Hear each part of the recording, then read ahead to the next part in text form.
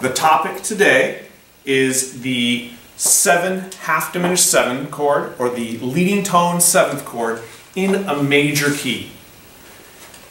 If we look at 7th chords and their frequency, how often they're employed in music, we'll find that the 5-7 chord is the most commonly used. 5-7 to 1 is dominant to tonic. It's the most powerful progression. It's the most frequently heard in the music of Mozart, Beethoven, and composers like that. The next most common is the supertonic 7th chord, so 2-7. Third on our list is what we're going to talk about right now, which is the leading tone 7th chord. In major, it's a half diminished 7 sonority. So, what that means, major key, half diminished 7th chord, it means it's a diminished triad with a minor 7th on top of that. Let me give it a quick example. If we say, let's say, take the note C.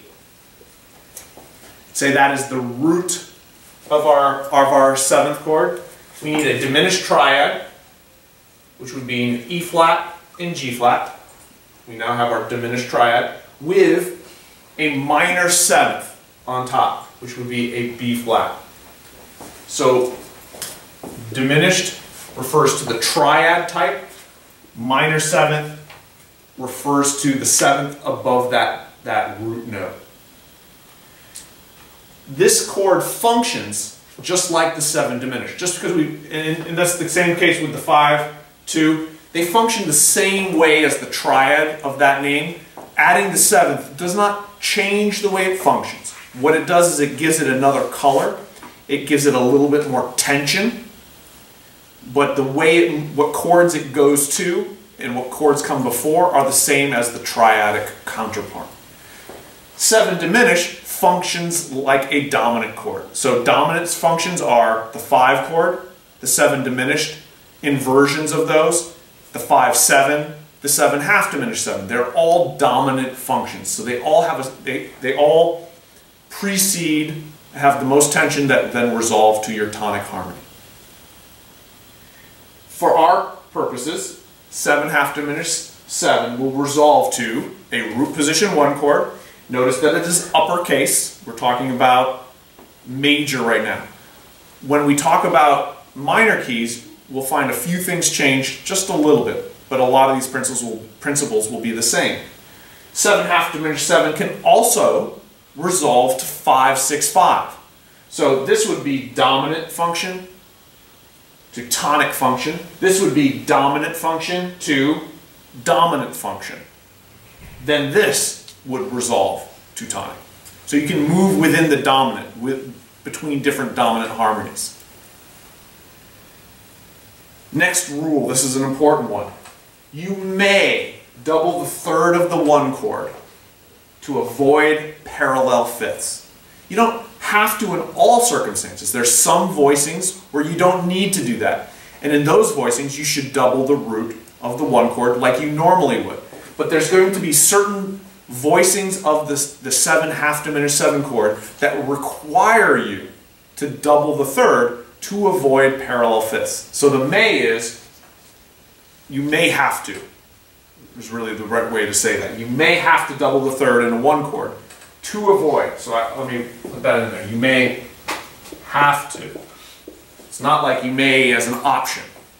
It's you may have to avoid the parallel fifth. And we're going to talk about exactly what those cases will be. What other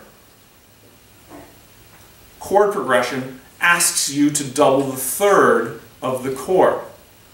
Well, when 5 resolves deceptively to a 6 chord, you double the third of that 6 chord. So this has a similar sound to it. It has a similar relationship. So as you're trying to memorize what these rules, these principles are, that's one thing to just remember. You're going to double the third of 1 chords that are preceded by 7 half diminished 7 in certain circumstances, and you're going to double the third of the 6 chord when it's a deceptive resolution. 7 half diminished 6-5 to 1 is another possible progression but one you're going to have to be careful about. Okay? And we're going to talk about why. Don't use 7 diminished, half diminished 4/2.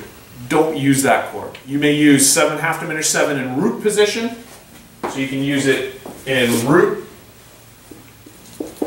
first inversion, second inversion.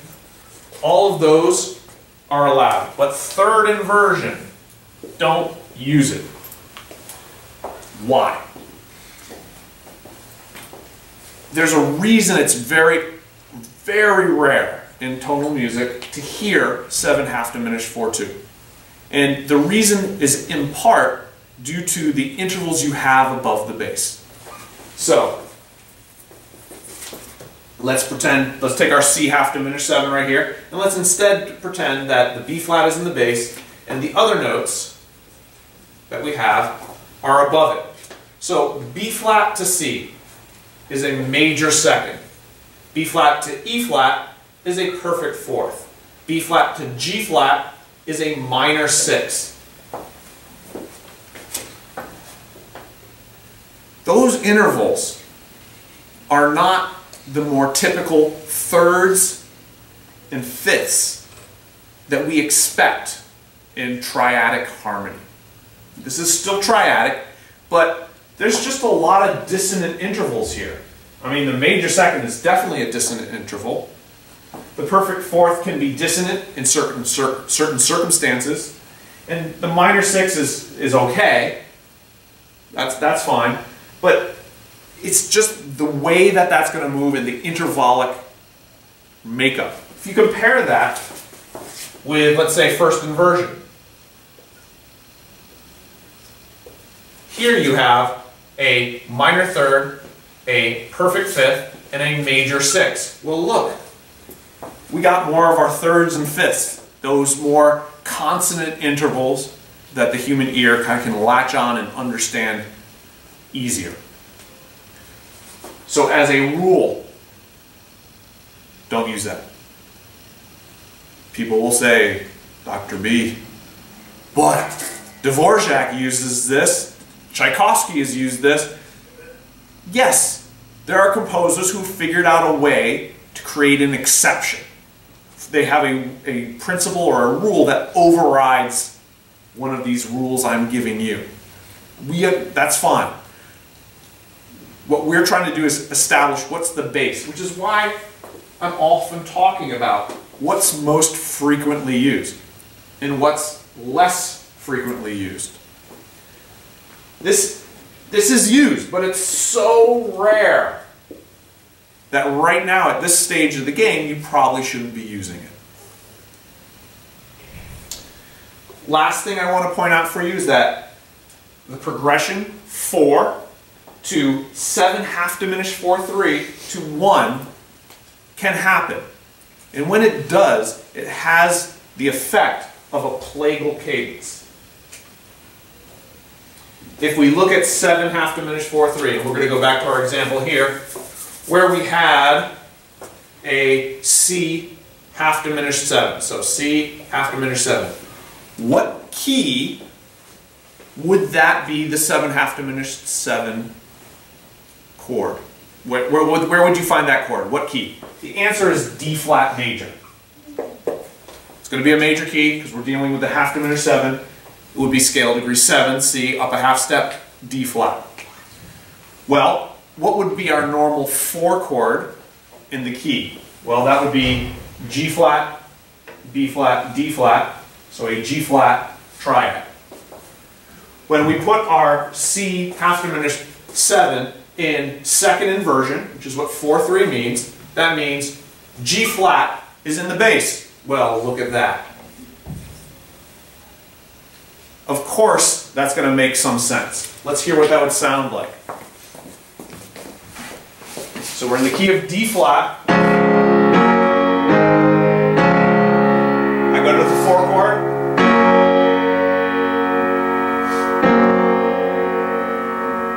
There's my 7 half diminished 4/3. Let me actually voice it better than that. So let me do that again. 1, 4.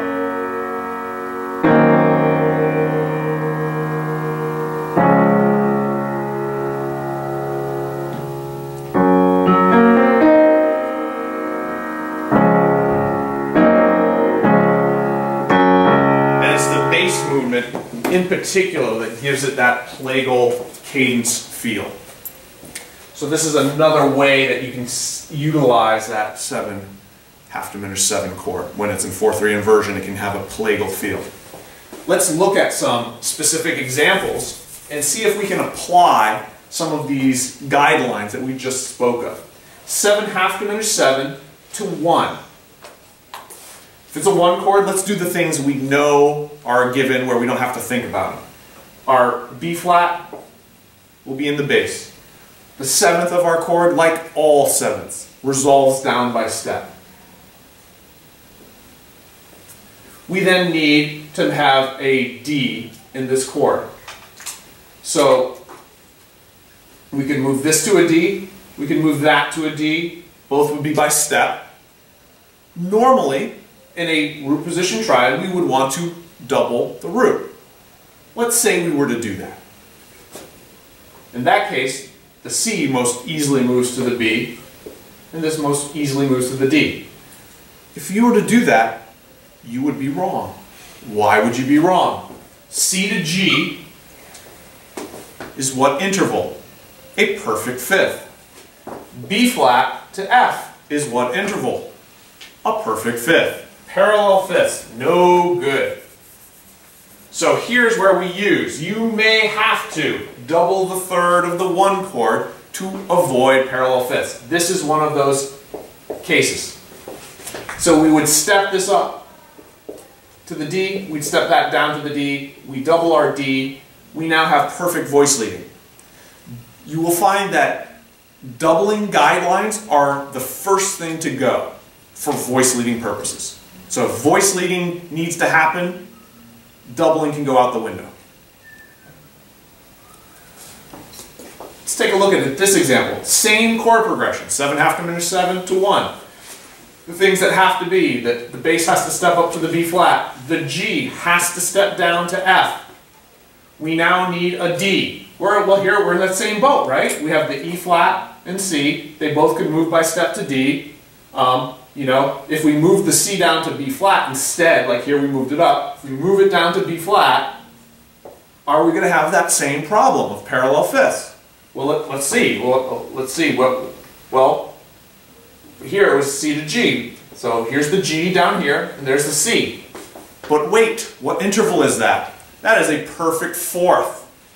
And so perfect fourth to perfect fourth is not a problem. The stability of the perfect fifth is so much stronger than that of the perfect fourth that you can't have the parallel fifths, but you may have the parallel fourths. So in this case, you don't have to double the third of the 1 chord. So you use your traditional doubling of the root. We're getting more sophisticated here, folks. There's more and more guidelines as we add more and more chords. Let's take a look here. We talked about 7 half diminished 7, functioning as a dominant, can go to 5/6/5. 5/6/5 has A in the bass. So that's why I wrote it as a half note. We're just going to keep that as our common tone. Then we step up to B flat.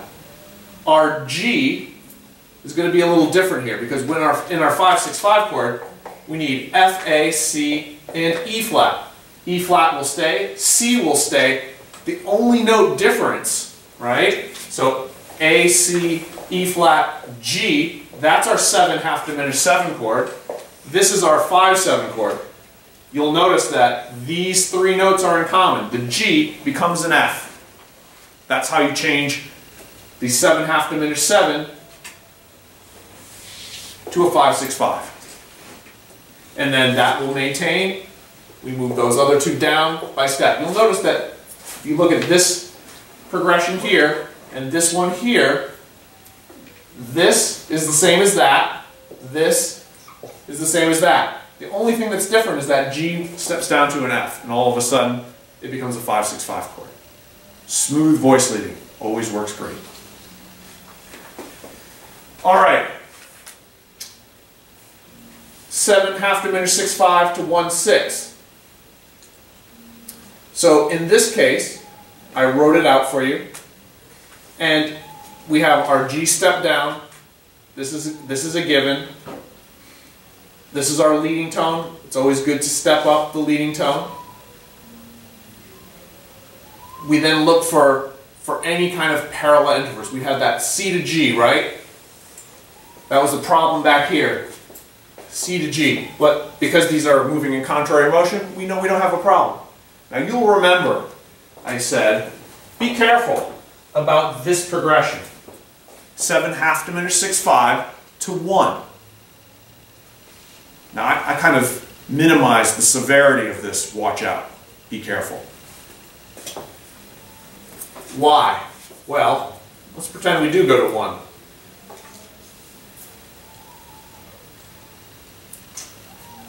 Well, that means if I have 7 half diminished 6-5 and 1, the bass has to be C and it has to be B flat. And the G is going to be somewhere above the bass. And it has to move down to F. What that means is you have no options. You will have to write parallel fifths. And parallel fifths are unacceptable. Which is why you do not write this progression.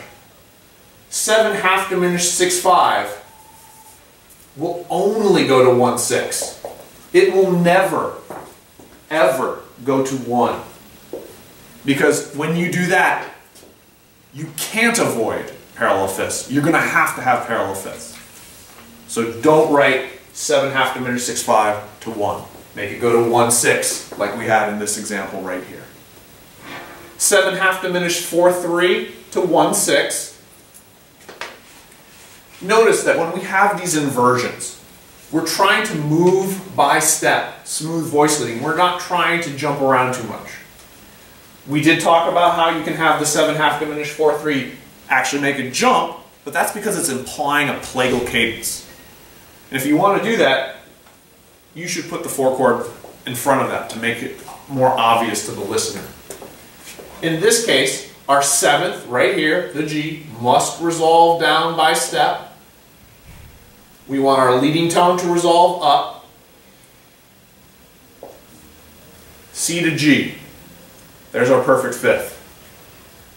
So, what do you think we should double in this 1-6 chord? Should we double the root, the B flat here? Oh no, that would make parallel fifths. We're going to want to step up and double the D.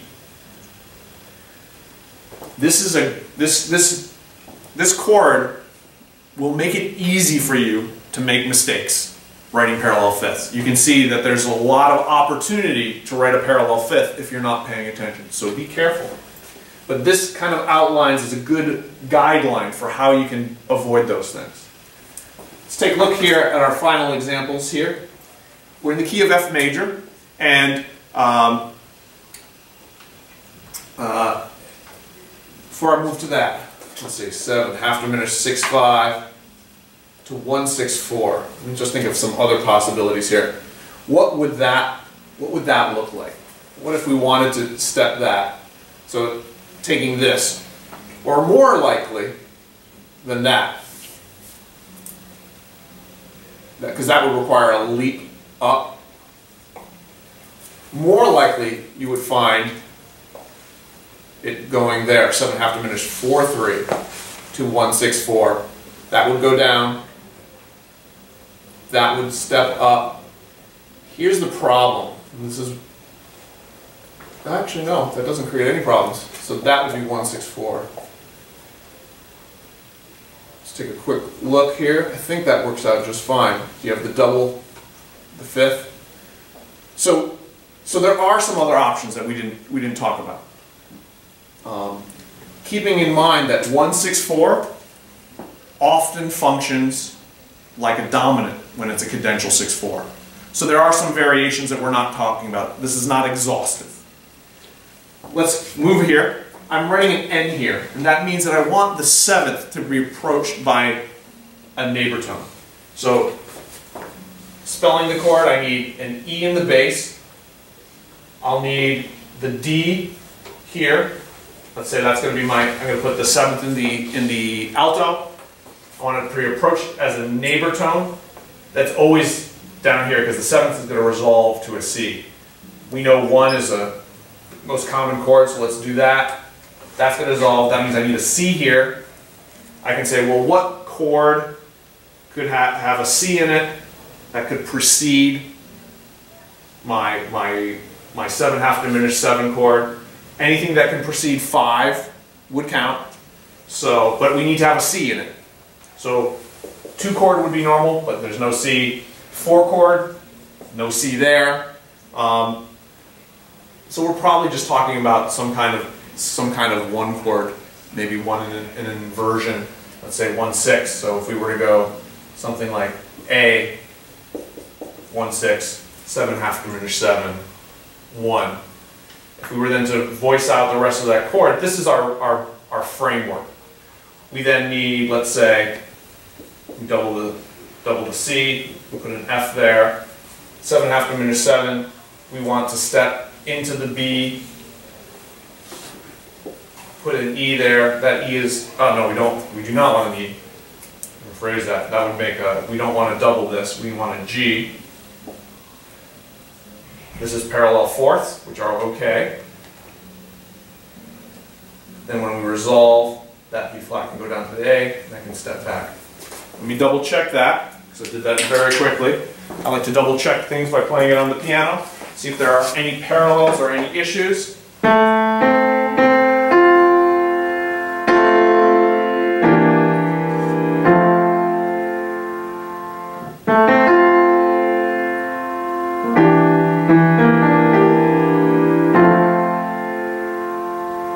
I think that works out just fine. If I examine closely, these two voices are moving down, but they aren't parallels. They're in just similar motion. These two voices are moving parallel, but they're parallel fourths, so that's okay. These are moving back as parallel fourths.